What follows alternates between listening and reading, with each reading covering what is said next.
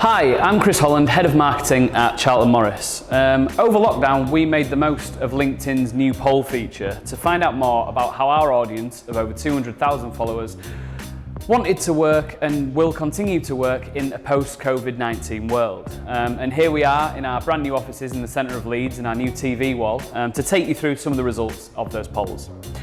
So to kick things off, we asked, when it comes to your work schedule, what would you prefer? So by this, we wanted to know how people wanted to structure the week.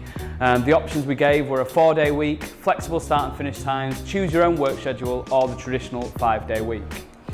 There's one big winner here, which was the 4-day week, which received far and away the most votes. But what we thought was quite interesting was the fact that whilst the 4-day week is obviously an example of a lot of flexibility, giving you a 3-day weekend, if you have the Fridays off, the total flexibility of choose your own work schedule was only the third most popular.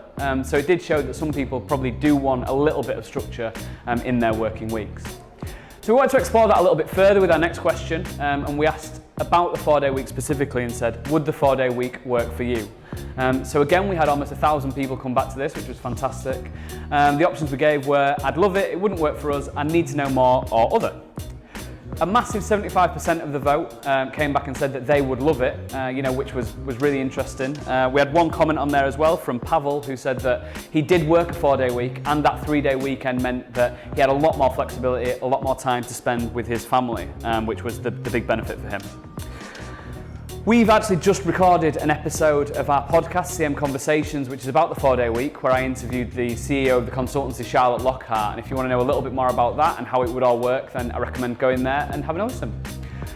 Moving on, we asked about flexibility and how flexible people's working hours are at the moment, or at least pre-COVID-19.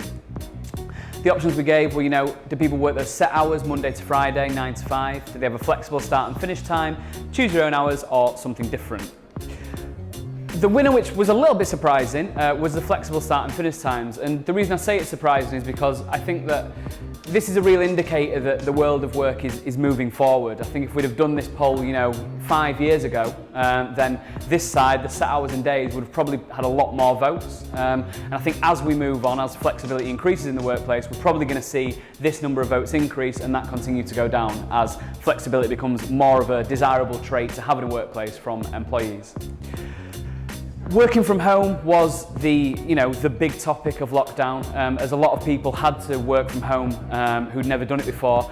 But I think what people learned throughout that was that working from home can be very different to different people. And we wanted to know how much contact people wanted from their manager when they were working from home.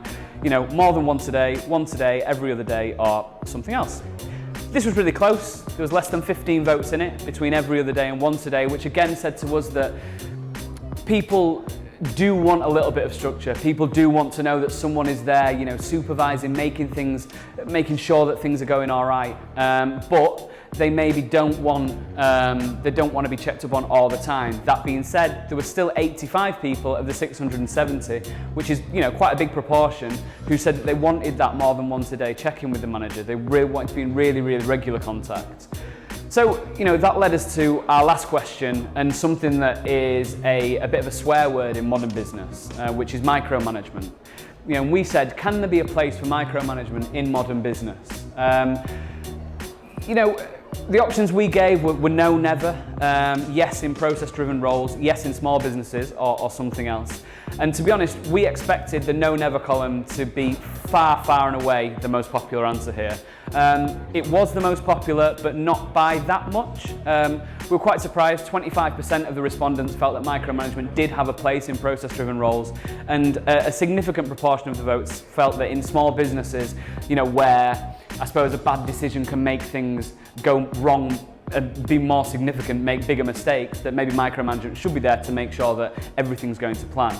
I think we're finishing on this question, and I think this really shows that whilst we're all excited about what tomorrow's office, tomorrow's workplace, tomorrow's world of work and tomorrow's job will look like, it's maybe not time to leave absolutely everything behind in terms of the traits that we associate with the older ways of working in an office.